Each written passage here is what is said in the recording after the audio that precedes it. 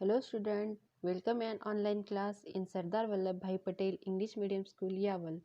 मैं हूँ आपकी English teacher Dhanashree ma'am. Today we are going to learn our lesson number 3.6 the merchant of Venice. Okay student, आज का हमारा जो लेसन है वो एक स्टोरी है। द मर्चेंट ऑफ वेनिस एक स्टोरी का नाम है। So let's start the story. Antonio was a merchant who live in Venice. Antonio एक व्यापारी था जो वेनिस में रहता था। अ प्रॉस्परस सिटी इन इटली, जो कि इटली का एक शहर था और बहुत ही रिच। प्रॉस्पेरियस मतलब अमीर, अमीरों का शहर था। Okay,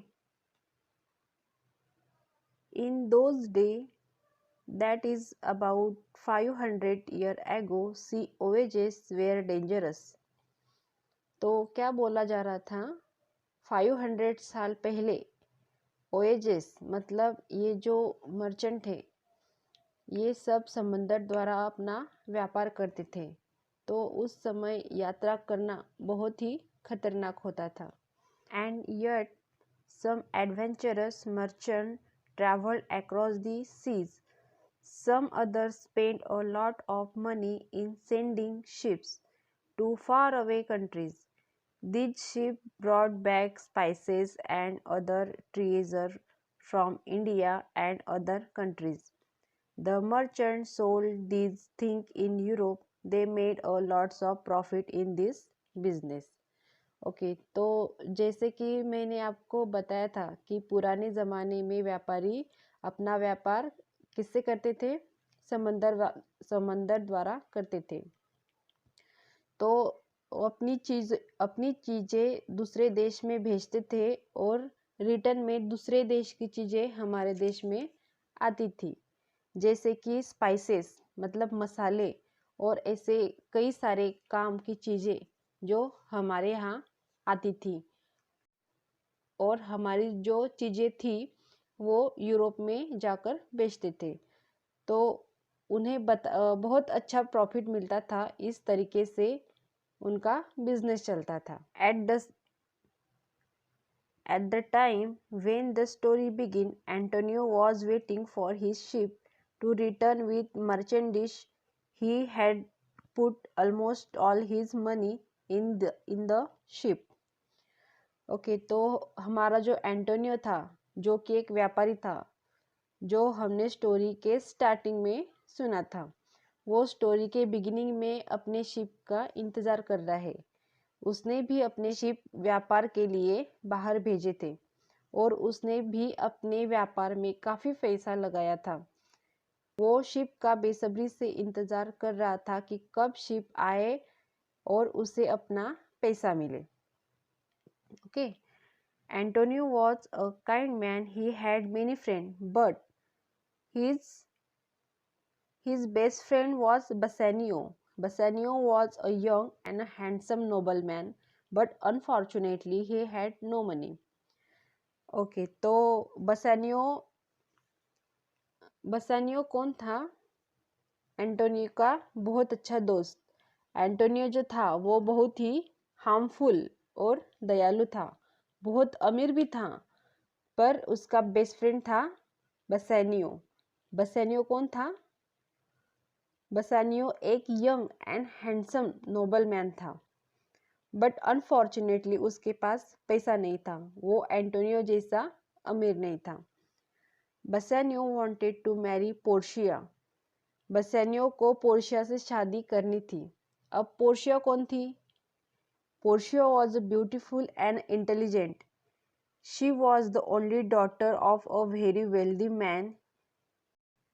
Her father had died, leaving her a large estate. तो पोर्शिया एक बहुत ही सुंदर और बहुत ही इंटेलिजेंट लड़की थी। उसके फादर के बाद पोर्शिया उनकी किंगडम की क्वीन थी और उसके पास काफ़ी सारी वेल्थ छोड़ के गए थे उनके father. In his will, Portia's father had written how Portia husband should be selected he had set a test for her suitor. Will क्या होती है? जब कोई इंसान मर जाता है तो उससे पहले लिख के जाता है, मतलब उनका जो भी पैसा है, प्रॉपर्टीज है, कोई भी उनकी चीजें हैं जो वो बांटना चाहते हैं, तो वो कैसे कैसे बांटना चाहते हैं ये लिख कर जाना, मतलब विल लिख कर जाना। तो उस विल में उन्होंने लिखा था कि पोर्शिया की शादी कैसी होगी और उसके हस्बैंड कैसे चूज किए जाएंगे। सूटर्स कौन है हमारे स्टोरी में? मतलब सूटर्स किसे कहा गया है? जो भी पोर्शिया से शादी करेगा, मतलब पोर्शिया से शादी करना चाहता है या जो भी शादी करने के लिए एज अ पार्टिसिपेंट है, उसे सूटर्स बोला गया है। उन सब के लिए टेस्ट रखा था। 3 बक्सों में से उनको चूज करना था। एक सिल्वर का था, एक गोल्ड का था और एक लीड का था। Each casket had something written on it. On the gold casket it was written, "Whoever chooses me shall gain what many men's desire." Okay, तो हर एक बक्से पे कुछ ना कुछ लिखा था। तो गोल्ड वाली कैस्केट पे लिखा था कि जो भी मुझे चूज करेगा उसे वो मिलेगा जो उसे चाहिए। Okay, on the silver casket, whoever chooses me shall get as much as he deserve. वैसे ही सिल्वर कैस्केट पे लिखा था कि जो भी मुझे चूज करेगा उसे वो मिलेगा जो वो डिजर्व करता है। On the casket of lead, whoever chooses me must give and hazard all he has. तो लीड का जो कैस्केट था उस पर कुछ डरावनी चीज़ लिखी थी कि जो भी मुझे चूज करेगा उसके पास जो भी है वो उसे मुझे देना पड़ेगा।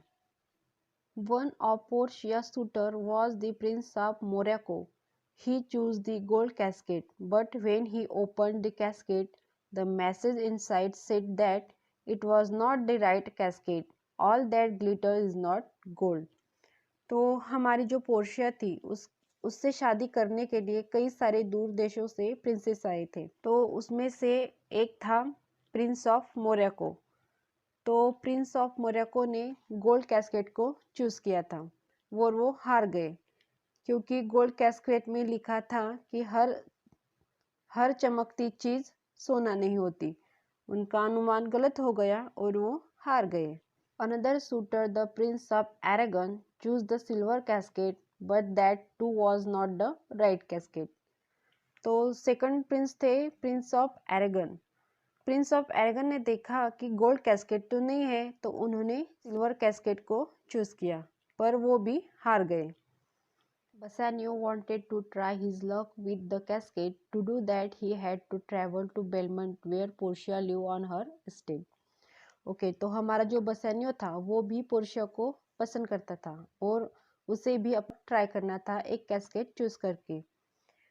बट बसैनियो को काफ़ी सारे पैसों की ज़रूरत थी, उसे ट्रैवल करना था क्योंकि वो वेनिस में रहता था और पोर्शिया बेलमेंट में रहती थी। तो उसे ट्रैवल करना था वेनिस टू बेलमेंट, इसके लिए उसको पैसे की ज़रूरत थी। When Antonio came to know he wanted to help, he told Bassanio to borrow money in his name. They went to Shylock, the Jewish moneylender, and asked him for the money. Okay, तो हमारा जो बसानियो था उसने help मांगी Antonio से कि उसे कुछ पैसे चाहिए, उसे कुछ काम है। शाइलॉक बहुत ही क्लेवर था और उसको सिर्फ अपने पैसों से मतलब था। शाइलॉक बहुत ही क्लेवर इंसान था और उसको सिर्फ अपने पैसों से मतलब था। Shylock had a lot of money, but he was not all generous. Money was all that he cared for. He did not like Antonio because Antonio sometimes lent people money without charging any interest for it. Okay, तो Shylock जो था वो भी Antonio जितना अमीर था, पर Antonio अपने लोगों के लिए काइंड और हम्बल था, सबकी मदद करता था और लोगों को बिना इंटरेस्ट के, बिना सूद के पैसे देता था। उसे उनसे कभी इंटरेस्ट नहीं मांगता था, लेकिन शाइलॉक हमेशा इंटरेस्ट लेता था। इसके लिए वो एंटोनियो को पसंद नहीं करता था, क्योंकि ज़्यादातर लोग एंटोनियो को पसंद करते थे, क्योंकि एंटोनियो बहुत ही अच्छा और हम्बल इंसान था। So Shylock decided to take advantage of this situation. तो शाइलॉक ने देखा कि आज एंटोनियो को मदद की ज़रूरत है, तो उसने इस पूरे सिचुएशन का फ़ायदा उठाना चाहा। He gave them the money on a strange condition. तो उसने एक कंडीशन पे पैसा देने के लिए राज़ी हो गया। If Antonio failed to return the money within 3 months, Shylock would cut off a pound of Antonio flesh. Okay, जो शाइलॉक था तो उसने उन्हें पैसे देने के लिए, मनी देने के लिए एक कंडीशन रखी, एक शर्त रखी। क्या शर्त थी?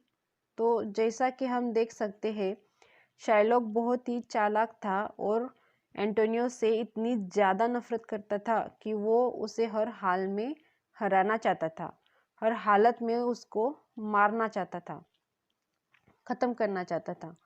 तो उसने ना जो शर्त रखी थी वो ये थी कि अगर एंटोनियो टाइम से पैसा वापस नहीं कर पाया तो वो उसकी बॉडी में से वो 1 पाउंड फ्लेश काटेगा, और टाइम दिया था 3 महीने का। Antonio agree to his end borrow the money of Bassanio. Antonio पूरी तरह से सहमत था और उसने ये कंडीशन निशर्त मान ली थी, क्योंकि वो जानता था कि उसका जो शिप है वो कुछ ही दिनों में वापस आने वाला है, तो उसने सारे पैसे रिटर्न करेगा, वो भी टाइम से पहले। तो उसने शर्त मान के पैसे ले लिए। Bassanio went to Belmont. When he saw the casket, he chose the lead one. That was the right casket, and Bassanio won Portia by choosing it. Portia too was glad to marry Bassanio. Okay, तो बसानियो bailment गया और उसने lead of casket choose किया, जो कि right casket था, और उसकी पोर्शिया से शादी हो गई, और पोर्शिया भी बहुत खुश थी बसानियो से शादी करके। In the meanwhile Shylock heard that Antonio had lost his ship. He was very happy that Antonio would not be able to pay the money. Okay, तो उसी बीच शाइलॉक के कानों में एक बात सुनाई दी कि एंटोनियो ने जो अपने शिप भेजे थे वो खो गए। जैसे ही हमने स्टोरी की स्टार्टिंग में सुना था कि बहुत ही रिच व्यापारी अपना सारा व्यापार समंदर से करते थे, तो उस टाइम ना काफ़ी सारा खतरा रहता था डाकुओं का, जो बीच में ही लूटपाट मचाया करते थे। शाइलॉक के सुनने में भी आया कि एंटोनियो की सारी चीज़ें खो गई है, लूट गई है। तो शाइलॉक बहुत खुश था, क्योंकि उसे पता था कि एंटोनियो उसके पैसे वापस नहीं कर पाएगा। He took Antonio to court and demanded that he fulfill the strange and a cruel condition. Okay, तो शाइलॉक एंटोनियो को कोर्ट में लेके गया और उसने डिमांड करी कि मेरी कंडीशन फुलफिल करो, कि जैसे जैसे बात हुई थी उसने सारी बात बताई, सारा सीन एक्सप्लेन किया, और उसने बताया कि अब मुझे पाउंड ऑफ फ्लेश काटने की इजाज़त दो। शाइलॉक ने कंडीशन रखी थी ना कि अगर एंटोनियो वो टाइम पे पैसे वापस नहीं कर पाया तो वो पाउंड ऑफ फ्लेश काटेगा एंटोनियो के बॉडी में से। The Duke like Antonio and was sorry for him, but what could he do? Antonio had written a bond of Shylock, and according to the law, Shylock was right. Okay, तो Duke क्या होते थे? Duke मतलब जैसे इस time lawyer और जजेस रहते हैं, उस टाइम ड्यूक रहते थे। तो वो एक ड्यूक था जो एंटोनियो को पसंद करता था, अच्छे तरह से जानता था, और बहुत ही गिल्टी फील कर रहा था एंटोनियो के लिए, क्योंकि एंटोनियो बहुत ही अच्छा और भला इंसान था। क्योंकि शाइलॉक बहुत चालाक था कि उसकी वजह से उसे ये भुगतना पड़ रहा था, और ड्यूक कुछ भी नहीं कर सकता था क्योंकि एंटोनियो ने खुद कंडीशन मानी थी। According to the law duke कुछ नहीं कर सकता था। When Bassanio and Portia heard all this, they rushed back to Venice. जैसे ही बसेनियो और पोर्शिया को इस बारे में समझा, वो तुरंत वेनिस आ गए। Portia told Bassanio to pay Shylock twice the amount to save Antonio, but Shylock was adamant. He demanded only a pound of Antonio's flesh. तो पोर्शिया तो बहुत रिच थी, तो उसने ऑफर किया एंटोनियो को कि उसने जितना भी पैसा लिया है शाइलॉक से वो उसे डबल वापस कर दे। पर शाइलॉक ने मना कर दिया और उसने कहा कि उसे पैसा नहीं चाहिए और कंडीशन के अकॉर्डिंग मुझे पाउंड ऑफ फ्लेश ही चाहिए। वो अपनी बात पे अड़ा रहा। Everyone in the court including the Duke felt that Shylock demand was inhuman. Obviously बात है, आप लोग भी यही सोच रहे होंगे, शाइलॉक बहुत ही बेतुकी बात कर रहा था। जिस चीज़ का कोई लॉजिक ही नहीं है, ऐसी डिमांड उसने रखी थी। तो शाइलॉक पूरी तरह बदले की भाव में था। उसे सबने रिक्वेस्ट की, थोड़ी सी दया दिखाओ। सब ने उसे रियलाइज़ करवाने की कोशिश की कि वो मांग रहा है वो सही नहीं है, लेकिन शाइलॉक अपने बदले की भाव में इतना अंधा हो चुका था कि उसे कुछ नहीं दिख रहा था। उसे सिर्फ एंटोनियो को नुकसान पहुंचाना था।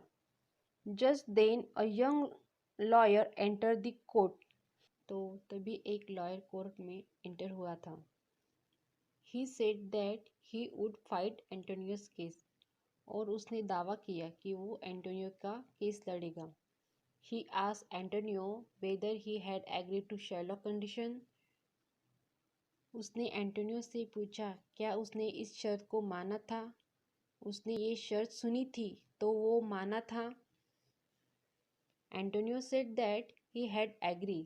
तो एंटोनियो ने बोला हाँ, मैंने ही हाँ कहा था। Then the young lawyer requested Shylock to show mercy through the law was the Shylock side. Okay, तो फिर वो यंग लॉयर ने शाइलॉक से प्रार्थना करी कि आप थोड़ी दया दिखाइए। लॉ के अकॉर्डिंग आप सही हो, पर आप दया दिखाएंगे तो एक इंसान की जान बच सकती है। The lawyer pleaded that mercy is a quality of God Himself. When a person shows mercy to someone else, they are both blessed. Mercy was more valuable than king crown, but all these had no effect on Shylock. तो उसने बताया कि दया करना तो बहुत अच्छी बात होती है और ऐसे तो भगवान की खुद की क्वालिटीज़ हैं। भगवान भी सब पे दया करते हैं। जैसे भगवान सबकी गलती माफ़ करते हैं, आप भी थोड़ी दया दिखाओ। तो उस लॉयर ने काफ़ी सारी समझाने की कोशिश की। एंटोनियो को दया दिखाइए, दयावान बनिए, उसे बहुत बातें बोली, बहुत बहुत कुछ कहा, पर शाइलॉक पे एक भी बात का कोई असर नहीं हुआ और वो अपनी बात पे अड़ा रहा। The young lawyer then said that he law allowed Shylock to take a pound of flesh and he could do that. Okay, तो वकील ने बोला लॉ के अकॉर्डिंग आप पाउंड ऑफ फ्लेश लेना चाहते हैं ना, तो आप ले सकते हैं। At the same time the lawyer warned that while cutting off flesh Shylock should not shed even one drop of Antonio's blood. Also he should cut exactly 1 pound of flesh, nothing less, nothing more. Okay, जो हमारे वकील थे वो भी बहुत smart थे। उन्होंने भी एक कंडीशन रखी, एक शर्त रख दी कि आपको 1 पाउंड ऑफ फ्लेश चाहिए ना, तो ठीक है, आप 1 पाउंड ऑफ फ्लेश ले सकते हो, लेकिन एक बात का ध्यान रखिए कि फ्लेश काटते समय एंटोनियो के बॉडी में से एक ड्रॉप बूंद, मतलब एक खून की बूंद नीचे नहीं गिरनी चाहिए, क्योंकि ऐसा कहीं भी नहीं लिखा था कंडीशन में। तो आपने देखा अपने वकील कितना चालाक था। और तो और उन्होंने ये भी कहा कि आप सिर्फ 1 पाउंड ही फ्लेश काट सकते हैं, ना थोड़ा ज़्यादा ना थोड़ा कम। अगर उन्होंने ये दोनों चीज़ों का फॉलोअप नहीं किया तो उन्हें भी सज़ा हो सकती है। Shylock realized that he could not do what the young lawyer asked him to do and he accepted his defeat. Antonio's life was saved. तो शाइलॉक समझ गया कि जैसा उसके सामने प्रस्ताव रखा गया है ऐसा नहीं हो सकता, क्योंकि अगर फ्लैश काटेगा तो ऑब्वियसली ब्लड तो निकलेगा ही ना, और वो कैसे मेज़र कर सकता है कि एग्जैक्टली 1 पाउंड ही है, थोड़ा ज़्यादा भी हो सकता है या थोड़ा कम भी हो सकता है। तो वो डर गया और वो पीछे हो गया। Who was the young lawyer? Bassanio and Antonio found out later that it was none other plan than Portia herself dresses as a young man. Okay, तो क्या आप Who was the young lawyer? Bassanio and Antonio found out later that it was none other than Portia herself dresses as a young man. Okay, तो क्या आप guess कर सकते हो कि कौन था वो यंग लॉयर? वेल, बाद में एंटोनियो और बसेनियो ने पता लगाया तो वो पोर्शिया थी जो एक वकील के भेष में आकर केस लड़ा था। Later it was learn that Antonio ship were safe and so he had not in fact lost his money. और बाद में एक बहुत अच्छी न्यूज़ मिली कि एंटोनियो की जो शिप थी वो सेफ थी और उसका पैसा वापस आ गया था। Thus the story which could have ended in a tragic manner ended happily. तो इस तरीके से हमारी स्टोरी हैप्पी एंडिंग में ख़त्म हो गई।